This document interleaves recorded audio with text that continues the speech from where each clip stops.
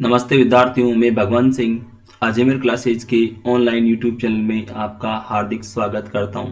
विद्यार्थियों, आप इस वीडियो को पूरा देखें और अपने साथियों में से ज़रा शेयर करें ताकि उनको फ़ायदा हो सके। और आप इस चैनल को लाइक करें, सब्सक्राइब करें।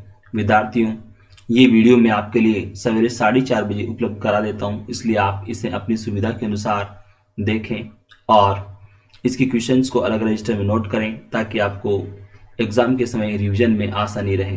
तो आज के करंट अफेयर्स पर चर्चा करें, जिसमें आपके मुख्य रूप से 2 पॉइंट्स हैं। पहला जो पॉइंट आपके दे रखा है वो है लुईस ग्लिक, जिनको की जो है 2020 के साहित्य के नोबेल पुरस्कार के लिए ये चुना गया है, तो उनके बारे में बात करेंगे।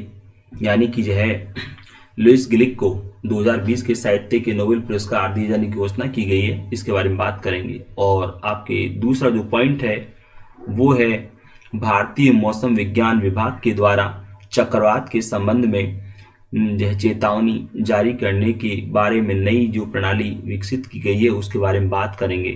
तो आप पहला क्वेश्चन देखिए। प्रसिद्ध काव्य संग्रह एवर्नो की रचयिता कवयित्री लुईस ग्लिक किस देश की नागरिक हैं जिन्हें 2020 के साहित्य के नोबेल पुरस्कार के लिए चुना गया है? तो राइट आंसर है यूएसए। विद्यार्थियों, यहाँ पर आपको इनका जो प्रसिद्ध काव्य संग्रह है उसका नाम आपको याद रखना है, एवर्नो।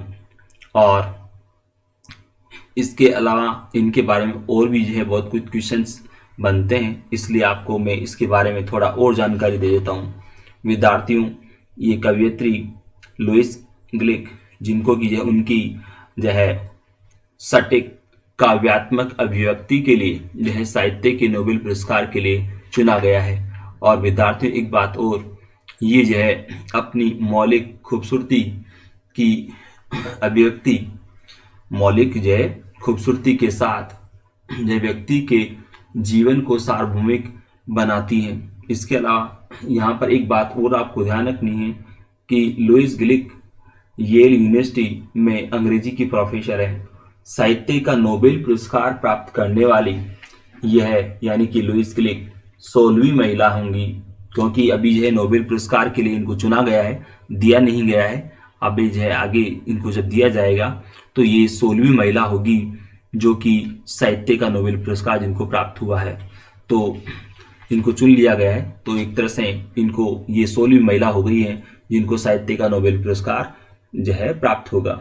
और विद्यार्थियों, आपको मालूम होना चाहिए पहली महिला जिसको साहित्य का नोबेल पुरस्कार दिया गया था तो वो है स्वीडिश लेखिका जिनका नाम है सेल्मा लेगरलीफ, सेल्मा लेगरलॉफ। दोबारा नाम रिपीट कर रहा हूँ, सेल्मा लोगरलॉफ। ये जो है स्वीडन की थी, इनको जो है मिला था जो है 1909 में साहित्य का नोबेल पुरस्कार 1909 में जो है इनको मिला था। सेल्मा लेगरलॉफ, इनको जो है साहित्य का नोबेल पुरस्कार 1909 में मिला था। और ये लुईस ग्लिक ये 16वीं महिला है जिनको ये पुरस्कार जो है मिलने जा रहा है। विद्यार्थियों, यहाँ पर एक बात और आपको वो जो है ध्यान रखनी है कि लुईस ग्लिक को वर्ष 1993 में वाइल्ड आइरिस के लिए पुलित्जर पुरस्कार प्राप्त हो चुका है। और इनकी जो रचनाएं हैं, जिनमें से एक का नाम तो मैंने आपके इसमें लिख रखा है, एवर्नो, जो क्वेश्चन में आपके आ रखा है। तो इनकी जो रचनाएं हैं उनमें एक जो है का नाम है फेथफुल एंड वर्चुअस नाइट। दोबारा नाम रिपीट कर रहा हूं, इनकी जो एक फेमस रचना और है जिसका नाम है फेथफुल एंड वर्चुअस नाइट। और दूसरी जो रचना आपके इसमें लिखी हुई है एवर्नो।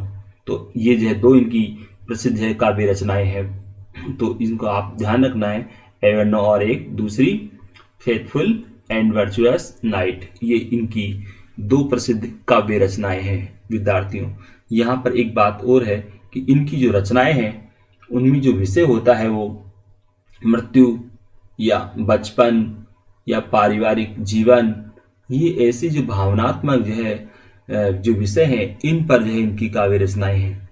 तो ये विशेष रूप से आपको ध्यान रखना है।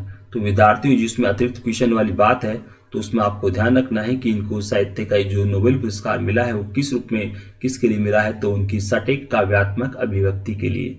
और दूसरा जो आपको याद रखना है कि 16वीं महिला होंगी जिनको साहित्य का नोबेल पुरस्कार जो है मिलने जा रहा है। और पहला जो है नोबेल पुरस्कार, साहित्य का नोबेल पुरस्कार जिसको मिला उसका नाम भी आपको याद रखना है। कहाँ की यह महिला, स्वीडन की, जिनका नाम आपको याद रखना है सेल्मा लेगरलॉफ, और 1909 में मिला था उनको पुरस्कार, ये आपको याद रखना है। और इसका जो है लुइस का नाम यानी कि लुइस ग्लिक का जो कार्य एक और या यूं की एक इनकी और उपलब्धि कि इनको पुलित्जर पुरस्कार भी प्राप्त हुआ है। और इनकी जो रचनाएं हैं दोनों आपको फेमस जो रचनाएं हैं, और भी इनकी कई रचनाएं हैं परंतु ये दो फेमस रचनाएं हैं, इनका नाम आपको याद रखना है। एक तो आपकी जो इसमें लिखा हुआ एवर्नो, और दूसरी जो मैंने आपको बताई है फेथफुल एंड वर्चुअस नाइट। तो विद्यार्थियों आप अगला क्वेश्चन देखिए।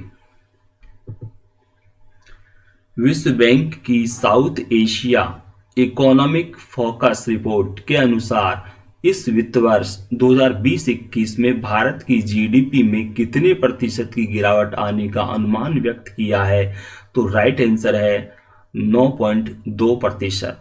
विद्यार्थियों आपको मालूम होना चाहिए विश्व बैंक की इस रिपोर्ट के अनुसार जो आपके इसमें लिखा है कि भारत की जीडीपी में 9.2% गिरावट आएगी, ये अनुमान इसमें व्यक्त किया है। परंतु आपको मालूम होना चाहिए, मैंने पिछले वीडियो में इनके बारे में बताया था कि उसमें जून में जो है विश्व बैंक ने अपनी रिपोर्ट में कहा था कि भारत की जीडीपी में 3.9% की गिरावट आएगी। तो उस समय जो है 3.9% गिरावट की बात कही गई थी इस विश्व बैंक की रिपोर्ट में, परंतु अब जो है इन्होंने जीडीपी में ज़्यादा गिरावट आने का अनुमान व्यक्त किया है। तो पहले 3.2% आने का अनुमान व्यक्त किया था जून में, और अब जो ये रिपोर्ट आई है तो इसमें कहा गया कि 9.2% की गिरावट आएगी भारत की जीडीपी में। तो आपको ये भी याद रखना है। अगला क्वेश्चन देखिए। केंद्रीय खाद्य एवं नागरिक आपूर्ति मंत्री रामविलास पासवान का 8 अक्टूबर को निधन हो गया। वे किस राजनीतिक दल के नेता थे, तो राइट आंसर है लोक जनशक्ति पार्टी। विद्यार्थियों ये लोक जनशक्ति जो पार्टी है वो बिहार में ज़्यादा जो है इसका प्रभाव है। और आपको मालूम होना चाहिए रामविलास पासवान एक बड़े दलित नेता के रूप में जाने जाते रहे हैं, और इनके जो पुत्र हैं चिराग पासवान वो लोक जनशक्ति पार्टी के अध्यक्ष हैं। और विद्यार्थियों ये काफ़ी लंबे समय तक राजनीति में रहे, लगभग 50 साल राजनीति में रहे हैं रामविलास पासवान। और ये जो है जब 89 में जनता दल की सरकार बनी थी उस समय, मतलब गठबंधन सरकार बनी थी जनता दल के नेतृत्व में, तो उसमें भी ये मंत्री बने थे।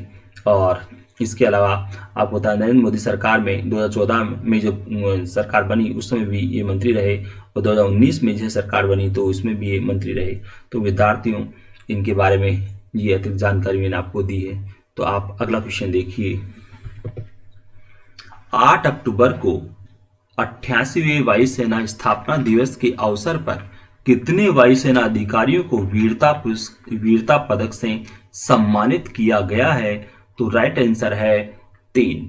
विद्यार्थियों आपको मालूम होना चाहिए कि पिछले वर्ष जो है किए गए बालाकोट एयर स्ट्राइक में शामिल 3 भारतीय वायुसेना के इन अधिकारियों को जो है ये जो है पुरस्कार यानी कि वीरता पदक जो है दिया गया है।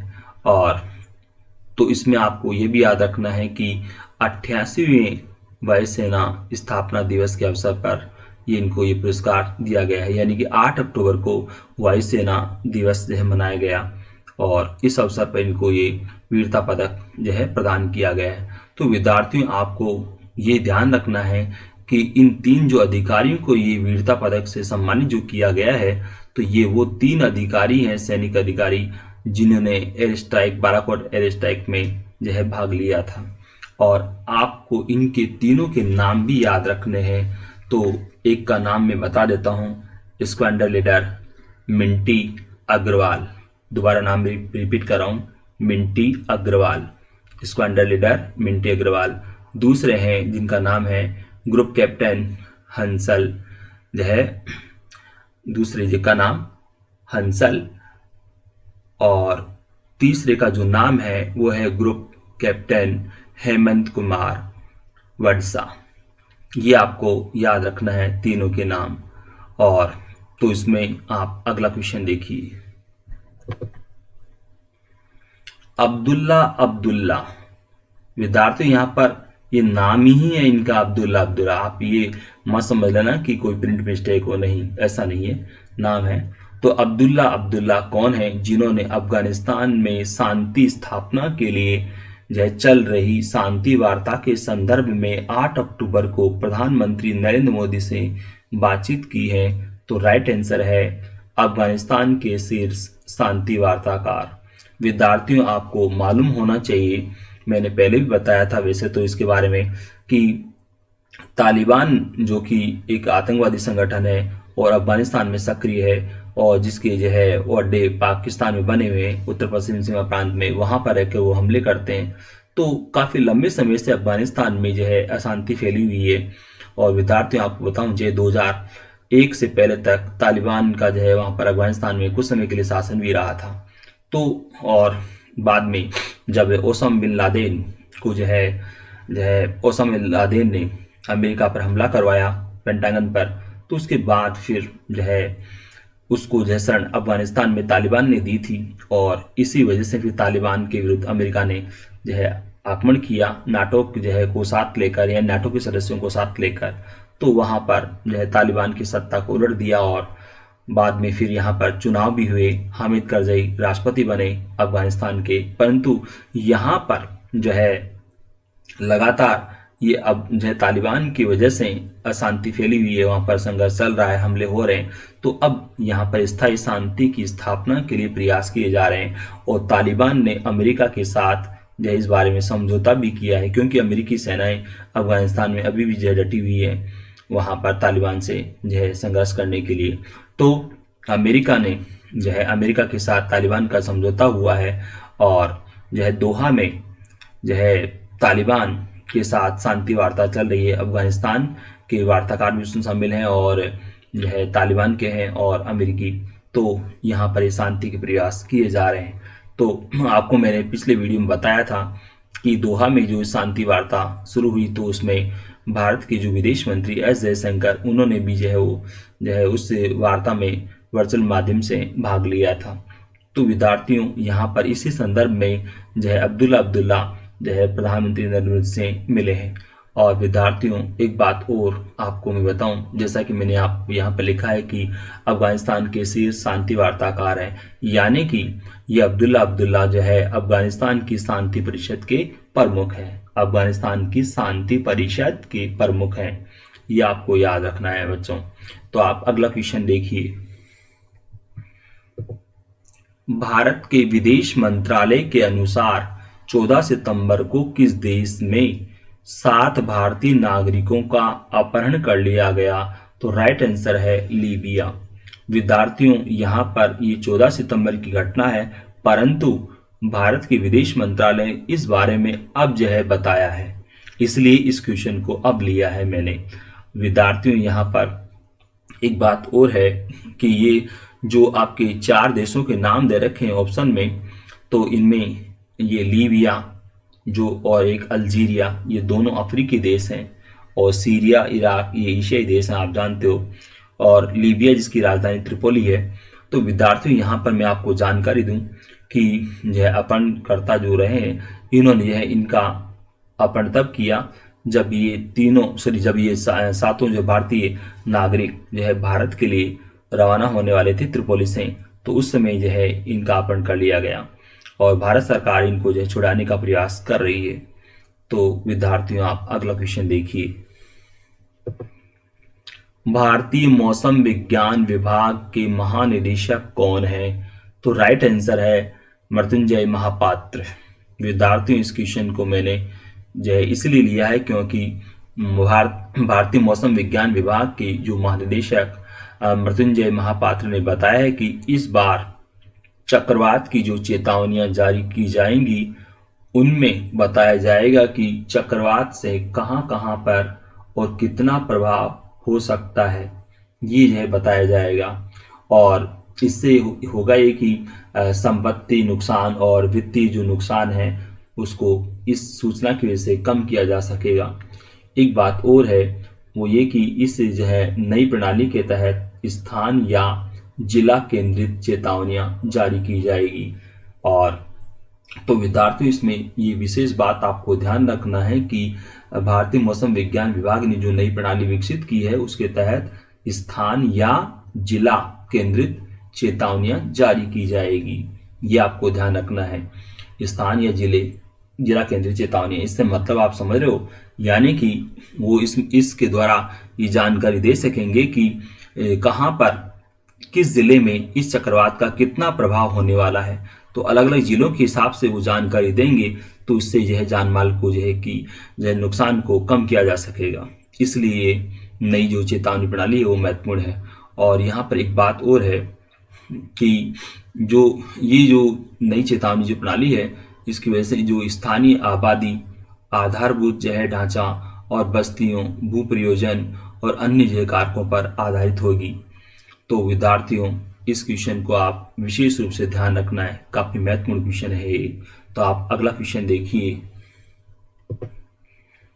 कोरोना महामारी से प्रभावित सूक्ष्म, लघु, मध्यम उद्योगों के लिए बैंकों ने 3 लाख करोड़ रुपए की आपात ऋण सुविधा गारंटी योजना के तहत कितने कारोबारी इकाइयों को 1,27,579 करोड़ रुपए के कर्ज को मंजूरी दी है? तो राइट आंसर है 50.7 लाख। 50.7 लाख कारोबारी इकाइयों को ये जो है 1,27,579 करोड़ रुपए के कर्ज को मंजूरी दी है। ये आपको ध्यान रखना है। इसमें विद्यार्थियों, एक बात और आपको इसमें ध्यान रखनी है, वो ये कि ये सूक्ष्म, लघु और मध्यम उद्योगों के लिए जो सरकार ने पहले जो योजना शुरू की थी, जिसका नाम मैं आपको इसमें दे रखा है आपात ऋण सुविधा गारंटी योजना। तो इसी जो है आपात ऋण सुविधा गारंटी योजना के तहत जो है 50.7 लाख कारोबारी इकाइयों को 1,27,579 करोड़ रुपए के कर्ज को अब बैंकों ने मंजूरी प्रदान की है। तो ये कुल जो है 3 लाख करोड़ रुपए की आपात ऋण जो है सुविधा गारंटी योजना है। उनमें से अब जो है ये जो पहली जो किस्त जारी होगी बैंकों की तरफ से, वो 1,27,579 करोड़ रुपया। तो आप अगला क्वेश्चन देखिए। लेट्स एंड बेट गीडे किस देश की धाविका है जिन्होंने 5,000 मीटर की दूरी 50 मिनट 06.62 सेकंड में पूरी करके विश्व रिकॉर्ड बनाया है? तो राइट आंसर है इथोपिया।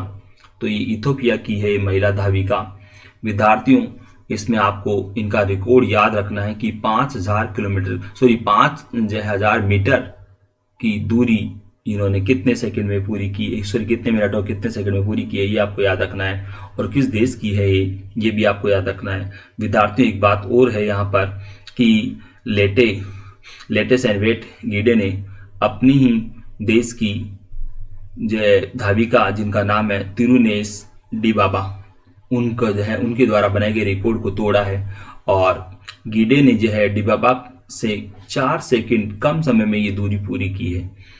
जो है यहाँ पर जो लिख रखा है आपके 14 मिनट और 0.62 सेकंड। तो वहां पर डिबाबा ने जो है वो डिबाबा से इन्होंने 4 जो है सेकंड का कम समय लिया है ये दूरी पूरी करने में। ये आपको याद रखना है। तो एक रिकॉर्ड इन्होंने बनाया है। विद्यार्थी, यहाँ पर एक और मैं आपको बताऊं कि ये महिला जो धाविका है, तो इनका तो रिकॉर्ड खैर ये बना ही है। एक और है रिकॉर्ड जो बना है यहाँ पर, वो ये कि युगांडा के, अफ्रीकी देश है युगांडा, इथोपिया भी अफ्रीकी देश है। तो यहाँ पर आपको मैं बताऊं कि युगांडा के जेसुआ चेप्तेगेई, इन्होंने जो है 10,000 मीटर की दूरी 26 मिनट 11 सेकंड में पूरी की है। और ये भी इन्होंने रिकॉर्ड बनाया है। और इन्होंने ये रिकॉर्ड जो तोड़ा है, उनका नाम है केनेनेइसा ब्लेक, उनका जो है रिकॉर्ड तोड़ा है, जो कि उन्होंने 2005 में बनाया था। तो आपको इसको भी याद रखना है विद्यार्थियों, जेसुआ चेप्तेगेई, जिन्होंने 10,000 मीटर यह की दूरी 26 मिनट 11 सेकंड में पूरी करके नया रिकॉर्ड बनाया है। ये भी आपको याद रखना है। तो विद्यार्थियों, ये वीडियो आपको कैसा लगा इसे लाइक करें, सब्सक्राइब करें। धन्यवाद।